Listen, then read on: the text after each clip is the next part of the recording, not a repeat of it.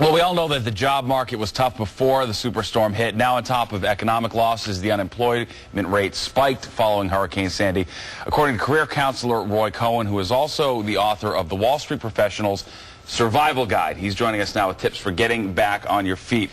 Roy, good morning. Thanks for being with us. Good morning, Steve. Very nice to meet you. All right. So, yeah, clearly we all know that it was a tough economic environment to begin with. First off, maybe let's try to start with some sort of good news. I would imagine there are all sorts of employment opportunities as a result of the rebuilding. Sure, absolutely. You know, the megastorm produced tremendous damage and destruction, and that's created great opportunities for electricians, for contractors, for all sorts of folks in the construction industry, for insurance adjusters. So it's been an active market for a lot of folks. Right. There's all sorts of jobs that there's a lot of great demand for all of a sudden. Now let's start from the beginning. What is your advice to people who have lost everything in this storm? Where do you really start to take stock of everything and sort of put it in an orderly advance from, you know, step one to hopefully get back on your feet? Important question. Well, first step, family, food, shelter. If we don't account for what is most important to us, the very fundamental matters that matter most, we can become easily distracted in job search. And in this market, job search takes every ounce of energy and focus. You hear so many people, it's been a full-time job for months upon months. Yep, absolutely. No nibbles, things like that. So once we've got that in order and we're not distracted, then what we have to do is we say, okay, what are my very first steps that I need to take? Well, you got to be clear on what you want to do, why you want to do it, and who's going to benefit from you in that role or function. Right. When you're not clear on that, Steve, what happens is there's a lot of time that can be wasted in job search unnecessarily, especially in a market where there is not a lot of tolerance for less than perfect execution. Right. You don't have big margin for error. Absolutely. We're talking about that for sure. Okay. Now, you walk us back through your career. You were on Wall Street, and you left after 9/11. Well, no, actually. I have been a career coach for many, many years, for the last 22 years. For about 14 of those years, my largest client was Goldman Sachs. I was the firm's career counselor. Okay. And my real office, in addition to an office at Goldman Sachs, was at the World Trade Center. When I lost that office, I made some decisions about how I wanted my career to unfold. And that's what ultimately led to writing the book, because I felt like I'd accumulated a lot of information and knowledge that I wanted to share with a larger audience. And quite frankly, the experience at the World Trade Center really informed a lot about what I think people need to do and to know in order to respond to crisis and tragedy and events that we may not have control over. And there, I mean, I think there certainly are parallels between the trauma of that event and for people who've lost everything. What's the best way, if people are thinking this might be a good time to sort of refocus, try to get involved in something they're more passionate about? I would imagine we're going to see a lot of mid-career changes as a result of this.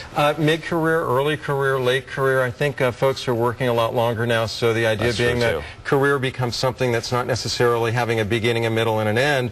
What it also has is sort of a continuation, and I think people are seeing and feeling that right now, because when we are faced with events like Sandy, it gets us thinking about, well, what's most important to me in life? Right. And at some point we say, well, maybe I'm looking for a level of satisfaction that I wasn't getting from the work that I was doing. So I think assessment is really critical if we have the time and the freedom, because it really takes time to think through what we want, why we want it, and what we're looking to achieve professionally. And a lot of times what happens is early on in our careers, we have a very clear idea about what we want to do, and we don't modify that idea. Right. And then over time, say 5 or 10 or 15 years down the road, all of a sudden you feel some dissatisfaction, but you're not sure why. And it's because we haven't really evaluated what's going on in our lives. Right. No, it's difficult. The time goes by quickly, yeah, basically. Absolutely. And all of a sudden you find out you're not where you wanted to be, where you ever intended that you would be, which is certainly sort of an interesting situation. So now going forward, okay, we're here, you know, almost a month and a half post-Sandy. What's the advice for someone who is maybe starting to really feel discouraged? It's the end of the year. It's a tough time to go looking for a job, isn't it? Well, I'm going to disagree with you on that point. The end of the year actually is a great time to be doing job search for a number of reasons.